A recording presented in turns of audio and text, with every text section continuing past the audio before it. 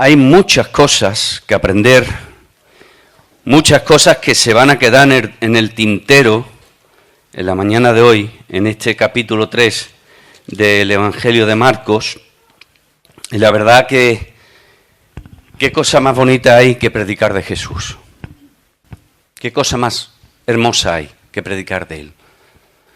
De predicar de aquel que es la viva imagen del Dios invisible, que vino a este mundo para revelarse, para revelarnos al Padre, su bondad, su amor, pero al mismo tiempo su justicia. Y vamos a ese capítulo 3 donde empieza diciendo: otra vez entró Jesús en la sinagoga y había allí un hombre que tenía seca una mano. El Señor va de nuevo a la sinagoga, día de reposo, y allí se presenta.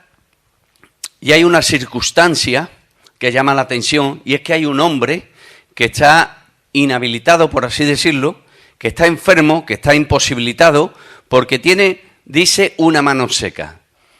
No sé si es una persona que está paralítica de esa mano, que tiene una disfunción en esa mano, qué tipo, pero el caso es que le impide ganarse el pan diario de una forma digna. Y dice la palabra cómo actúa el Señor. Vamos a ver tres actitudes en esta mañana. Tres actitudes de tres personas. Una de ellas forma un grupo. Vamos a ver la actitud del Señor Jesús, la actitud de aquellos escribas y fariseos y la actitud de aquel hombre enfermo, necesitado, que tenía aquella mano seca. Y fijaos cuál es la actitud, primeramente, de aquellos hombres. Dice que le acechaban, aquellos escribas y fariseos, le acechaban para ver si en el día de reposo le sanaría a fin de poder acusarle. Es la misma actitud que el enemigo de nuestras almas. Dice en 1 de Pedro, capítulo 5, versículo 8, velad y sed sobrio, porque vuestro adversario, el diablo, anda alrededor de vosotros a ver a quién puede devorar. Está al acecho. En el Salmo 10, el versículo 9, hablando David de los hombres malos, de los hombres injustos, dice que está escondido como león en su cueva para acechar al pobre. Y la actitud de estos escribas y fariseos es una actitud de rechazo hacia Jesús constantemente. Tenían a aquel que es el Mesías, el Dios Todopoderoso, la imagen del Dios invisible, y no querían verlo. Lo que a ellos les importaba es lo que hemos leído. Ver si sanarían el día de reposo a fin de poder acusarle. Estaban buscando una manera, una justificación para echar el testimonio del Señor Jesucristo por tierra para que el pueblo se alejase de Él, para que el pueblo no le echase cuenta. ¿Cuál es la actitud del enemigo de nuestras almas? Echar nuestro testimonio por tierra para que otros no nos escuchen, para que no escuchen ese mensaje de la reconciliación, el cual el Señor nos ha dado. Y esto es un privilegio. Predicar de aquel que murió en la cruz por todos y cada uno de los hombres, para que sean salvos. Vemos también la actitud del Señor Jesucristo. ¿Cuál es la actitud del Señor Jesucristo? Una actitud de misericordia y de compasión.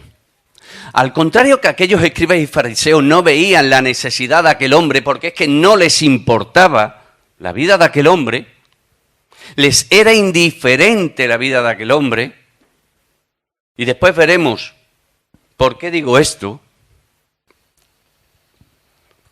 El Señor Jesús, sin embargo, vio en esa necesidad, la necesidad que tenía aquel hombre de ser sanado. No vemos que el hombre le pidiese que lo sanase, pero sin embargo el Señor vio esa necesidad. Era evidente. Estaba impedido de una mano, tenía la mano seca. Era muy visible. Y el Señor Jesucristo, a pesar de todas esas acechanzas, de todo aquel acose de aquellos escribas y fariseos, como vemos también en los pasajes paralelos, en Mateo y en Lucas, dice que hace que se levanta aquel hombre y le dice, levántate y ponte en medio. Levántate y ponte en medio. Y vemos que la actitud de aquel hombre es obedecer al Señor. Aquel hombre reconoce un señorío, el señorío de Cristo, el señorío de Jesús, porque la fama de Cristo se había difundido ya por toda la tierra de Jerusalén, toda la tierra de Israel, como veremos un poco más adelante y como leemos un poquito más adelante. Y vemos también los sentimientos del Señor Jesús, primero hacia los escribas y fariseos. Dice que los miraba con enojo por su indiferencia, por su falta de amor hacia esa persona y por su falta de amor hacia él, con enojo, pero al mismo tiempo con tristeza, porque sabía que la dureza del corazón de aquellas personas los estaba encaminando a una condenación eterna, porque no querían creer en él. No querían creer en él. A ellos lo que les importaba es si Jesús actuaba conforme a las interpretaciones suyas sobre el día de reposo. Si sanaría o no sanaría. Si haría un milagro o no haría el milagro. Si ayudaría o no ayudaría a aquel hombre. Porque habían puesto unas reglas. No había que caminar cierto tiempo, no había que cargar con cierta cantidad, no había que hacer ciertas cosas. Límites que la palabra del Señor no ponía. Por eso le pregunta, ¿es lícito, es legal en los días de reposo hacer el bien o hacer el mal, salvar la vida o quitarla? En el Evangelio de Mateo dice, si veis una oveja en el día de reposo que ha caído en un hoyo, ¿qué vaya a hacer? ¿La vaya a dejar que se muera allí? Porque es el día de reposo. ¿O sin embargo la vaya a rescatar?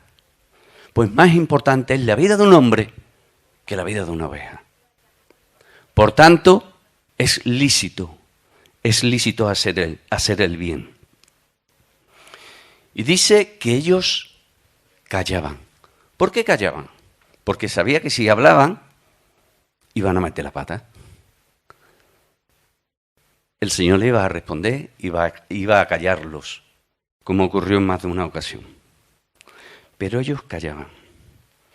¿Qué podemos aprender para nuestras vidas? Vamos a intentar sacar algo práctico para nuestras vidas en esto. Primero, debemos, hermanos, de no quedarnos quietos ante la necesidad de los demás. Cuando veamos la necesidad de alguien, y la necesidad de alguien no es solamente el ayudarlos económicamente o el echarles una mano en algo materialmente, sino también la necesidad espiritual. Hay muchas personas que necesitan que se les predique el Evangelio. Y Cristo es principalmente es lo que hacía, predicar el Evangelio. Y ahora lo veremos.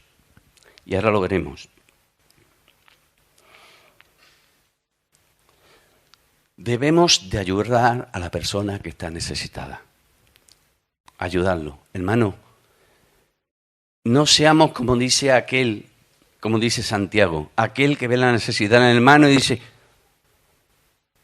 muy bien hermano, que te vaya bien, adiós, hasta luego. Eso es lo que viene a decir Santiago. Si nos pongamos por obra aquello que decimos ser, seguidores de Cristo, discípulos del Señor Jesucristo. Y tengamos misericordia y compasión como el Señor Jesús. Enojados por el pecado, aborrecer el pecado, pero amar el bien. Es lo que debemos de hacer. Dice que entonces le dijo a aquel hombre, extiende tu mano. Y la mano le fue restaurada.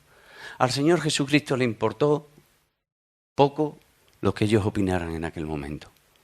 Él sabía que tenía que hacer el bien y lo hizo. Hermano, si vemos una necesidad y vemos gente que hay alrededor de nosotros que pueden opinar lo contrario a nuestras vidas, a lo que pensemos, nos tiene que dar exactamente igual.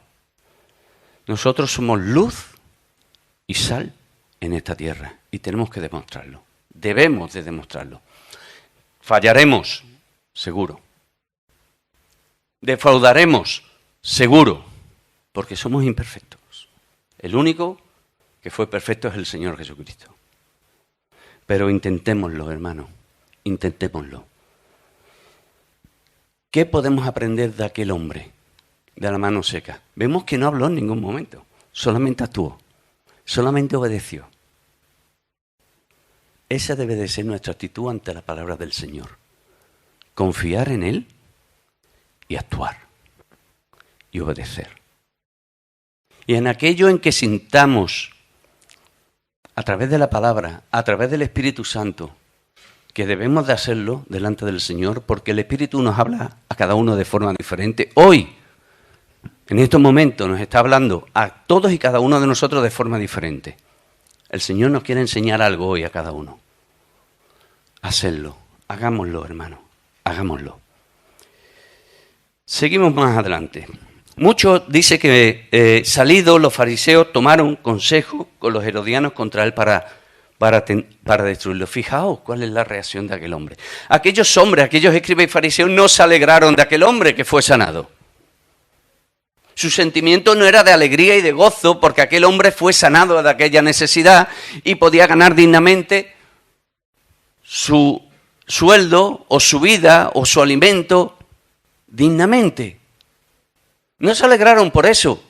La reacción fue todo lo contrario. Sintieron odio hacia el Señor Jesucristo. Y hasta tal punto llegó ese odio que se unieron con aquellos que eran sus enemigos, los herodianos, para destruir al Señor Jesús. Para poder quitarlo del medio. Para ellos el Señor Jesucristo era como la piedrecita que está en el zapato y está molestando constantemente hasta que se quita uno el zapato y lo vuelca y la piedra cae en tierra. Pues eso era el Señor Jesucristo para ellos. Alguien molesto que había que quitar del medio. Tenían delante a aquel que era el Señor y Creador del universo y sin embargo estaban cegados por su odio, por la dureza de su corazón, como leemos en estos versículos. Dice que después el Señor Jesús se retiró al mar. Ya el Señor entraría poco en las ciudades. Y Él ya empezaría a predicar más por las orillas del mar, especialmente el mar de Galilea. Y resulta curioso que el Señor Jesucristo les dice a sus discípulos que le tengan siempre preparada una barca. ¿Por qué? Porque dice que aquellos que estaban enfermos, dice que se echaban sobre Él para poder tocarle y ser sanados. Y para el Señor Jesucristo el sanar era muy importante, pero aún más importante era la sanidad del alma de las personas. Porque el Señor Jesucristo lo vemos constantemente en el Evangelio de Marcos y en el Evangelio de Lucas y en los otros evangelios decir que iba por todos lugares y enseñaba. ¿Por qué? Porque quería que la gente, como dice el apóstol Pablo, vengan al conocimiento de Dios y sean salvos. Porque ¿de qué le vale a uno ser sanado su cuerpo, pero su alma no es sanada? Cuando llegue el momento y se presente delante de Dios, no va a ir a la presencia de Dios eternamente. Por eso para el Señor Jesucristo era mucho más importante el predicar el Evangelio, el enseñar las Escrituras, para que el hombre se volviera a Dios y se convirtiera a Dios, que el sanar a la gente. He dicho que es más importante, no que no fuera importante sanar a la gente. ¿Vale? Quedaros con esa cosa, por favor. Además, el Señor tenía que demostrar con hechos lo que Él predicaba. Por tanto, tenía que predicar también antes. Y Él lo demostró con su vida. Y resulta curioso que dice, los espíritus inmundos al verle se postraban delante de Él y daban voces diciendo, tú eres el Hijo de Dios. Mas Él les reprendía mucho para que no le descubriesen. ¿Por qué hacía esto el Señor? Porque el mensaje debe de venir de parte de Dios, no de parte de los demonios.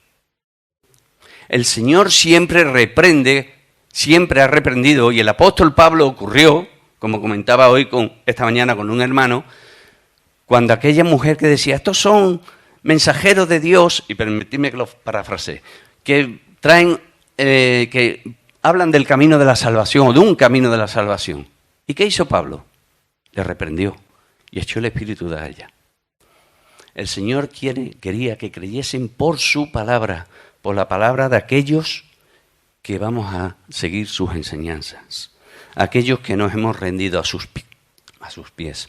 Además, también es posible de que debido a la mala idea o a la idea equivocada que tenía el pueblo de que el Mesías que tenía que venir era un Mesías que tenía que ser rey, si lo publicaban tanto,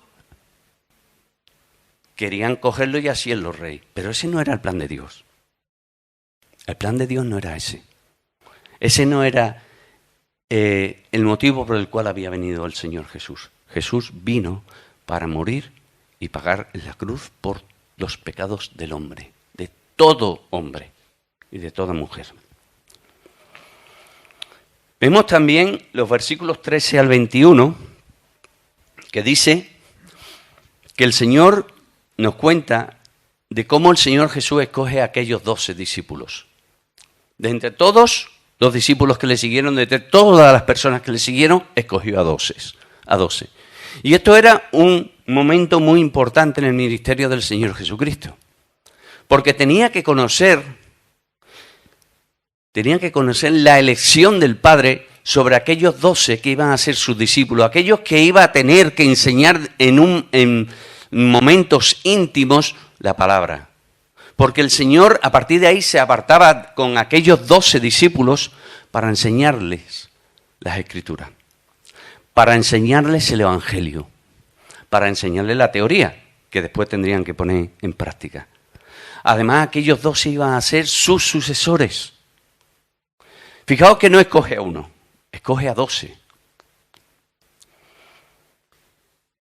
Y me llama la atención la variedad de personajes, por así decirlo, de personas que escoge el Señor. 4 eran pescadores, toscos, rudos. Algunos fueron, entre ellos 2 de ellos fueron llamados hijos del trueno por su impetuosidad, que fueron Juan y Jacobo, cuando le dice: Señor, manda fuego sobre estos que no quieren creer en ti. Ustedes no sabéis lo que estáis diciendo. Después Juan, llamado hijo del trueno, fue llamado el discípulo del amor, que escribió el Evangelio y las 3 cartas que tenemos en las Escrituras. Aparte, también había un publicano, Leví, llamado Mateo, un recaudador de impuestos que para el pueblo era un traidor. Pero es que además, en el sentido contrario, había uno que era un celote, un revolucionario, una persona que odiaría seguramente a Mateo. Pero sin embargo el Señor cambió el corazón de ellos y hizo de ellos una piña. Y lo leemos en el libro de los Hechos de los Apóstoles, que dicen que todos ellos oraban unánimes y estaban juntos unánimes, siendo uno mismo, un mismo sentir y un mismo pensar. Y eso es lo que también espera el Señor de nosotros, lo que quiere también el Señor de todos y cada uno de nosotros. En Juan, en el capítulo 17 de Juan, en el versículo 11, dice: y ya no estoy en el mundo, mas estos, está hablando de los discípulos, están en el mundo, y yo voy a ti, Padre Santo, a los que me has dado. Guárdalos en tu nombre para que sean uno, así como nosotros. Este era el deseo del Señor. Y ese debe de ser el deseo de todos y cada uno de nosotros. Que seamos uno, de un mismo sentir, de un mismo pensar. Que vayamos en una misma dirección, hombro con hombro. Los unos y los otros. Amándonos a pesar de nuestras posibles diferencias, nuestros diferentes caracteres, nuestras diferentes personalidades. Eso es lo que enriquece también. Qué aburrido sería que seríamos todos iguales, ¿verdad? No habría disquisiciones ni discusiones en el buen sentido de la palabra. Pues yo creo que el Señor dice esto, el Señor dice lo otro. Todos aprendemos los unos de los otros y todos debemos de buscar la unidad. Pero fijaos que el Señor Jesucristo no solamente oró por la unidad de sus discípulos. también oró por ti y por mí. Versículos 19, 20 y 21 de ese mismo capítulo 17. Mas no ruego solamente por esto, sino también por los que han de creer en mí, por la palabra de ellos, para que todos sean uno, como tú, oh Padre, en mí y yo en ti. Que también ellos sean uno en nosotros, para que el mundo crea que tú me enviaste. Por eso, hermanos, debemos de buscar la unidad, lo que nos une. ¿Hay diferencias? Claro que hay diferencias. Cada uno somos de forma diferente. Pero mirémonos como el Señor nos mira a cada uno. Y veréis, y veremos, mejor dicho, cómo en el pueblo del Señor hay unidad. Somos uno. Uno entre nosotros y uno con el Señor. Además, de esto podemos aprender una cosa. Fijaos que es el Señor el que elige a sus discípulos. No son los discípulos quienes eligen al maestro. Es el maestro quien elige a los discípulos. Y ellos aceptan la elección. Así como le explicaba a Marcos, así como a aquellos chavales que van con toda la ilusión a hacer las pruebas para ver si entran en el equipo de fútbol que a ellos les gustan, y van 30. Pero tiene que elegir a 20. ¿Y quiénes son los? ¿Quién es quien elige a esos? Es el entrenador. Y ellos tienen que aceptar las decisiones. El empresario que busca a un trabajador, se presentan varias personas al puesto, ¿y quién elige? ¿Quién va a trabajar? ¿Quién va a ocupar ese puesto? El empresario. Pues el Señor igualmente con nosotros. Y el Señor nos ha dado a cada uno unos dones diferentes, hermanos. Y eso hace que nos completemos los unos a los otros. Él es el Señor y no nosotros. Él es el que manda. Y quisiera terminar con los versículos 22 al 30. El pecado imperdonable. Hemos escuchado esta mañana de pecados de muerte entre los hermanos. Pero aquí hay un pecado imperdonable, un pecado que no perdona a Dios. Ya es el único pecado que no perdona a Dios, que aparece en las Escrituras. Por lo menos, y si me equivoco, aquí estoy para que me corrijáis. ¿Qué es la blasfemia contra el Espíritu Santo? ¿Y qué es la blasfemia contra el Espíritu Santo? La blasfemia contra el Espíritu Santo no es que te prediquen el Evangelio y tú en un principio digas, mira, no quiero saber nada del Evangelio, no quiero saber nada de Jesús. Pero te predican una segunda, tercera o cuarta vez y ya vas cambiando de opinión. Y al final aceptas al Señor. El que tú hayas rechazado la obra del Señor en tu vida en un principio, la obra que el Señor quieras en tu vida en un principio, eso no es blasfemar contra el Espíritu Santo. Blasfemar contra el Espíritu Santo es lo que hicieron aquellos escribas y fariseos como resultado de la dureza de sus corazones. Un corazón duro, como piedra, como diamante, que no quiere saber nada, absolutamente nada del Señor. Que no quiere saber nada absolutamente del mensaje de salvación del Señor. Y que, como aquellos escribas y fariseos, piensan que las obras que fueron hechas por el Señor, por medio del Espíritu Santo, no fueron hechas por el Espíritu Santo, sino que fueron hechas por el propio Satanás. Es una actitud permanente de rechazos al Señor. Permanente. Hacia ello. Y me gustaría poder leerlo, todo esto, a través de un comentario de un hermano que algunos conocimos, que se llamaba Carlos Morris. Dice, en palabras del hermano Carlos Morris, no es la blasfemia contra el Espíritu Santo, no es una acción o afirmación aislada, sino una actitud firme de hostilidad abierta hacia Dios que rechazar su poder salvador. Es preferir las tinieblas a la luz. Tal actitud persistente de incredulidad voluntaria puede llevar a una condición en que el arrepentimiento y el perdón, ambos obrados por el Espíritu Santo, se hacen imposibles. Además, el pecado para el que no hay perdón posible es aquel pecado por el cual no se desea el perdón. Claro, aquel que no quiere escuchar del Evangelio, no quiere ser perdonado en ningún momento. Y lo rechaza por completo. Lo rechaza por completo. Hermanos, hemos visto, y voy a dejarlo aquí, y sé que hay más cosas, y os animo a que ahora participéis, porque seguro que habéis visto ustedes muchas más cosas de estos pasajes. Os animo a que participéis. Hemos visto la misericordia, el amor del Señor, la importancia que le da el Señor a predicar el Evangelio antes que sanar, pero que también sanaba, la importancia de aceptar la voluntad del Señor en nuestras vidas, como aquellos apóstoles que fueron elegidos, y aquellos que no fueron elegidos también aceptaron la voluntad del Señor. Todos tenemos dones diferentes, nos ha dado a cada uno dones diferentes y hemos sido llamados a obras diferentes, pero que se complementan. Y hemos visto las consecuencias del pecado, de la dureza del corazón del hombre, cuyo fin es el que no quiere el Señor.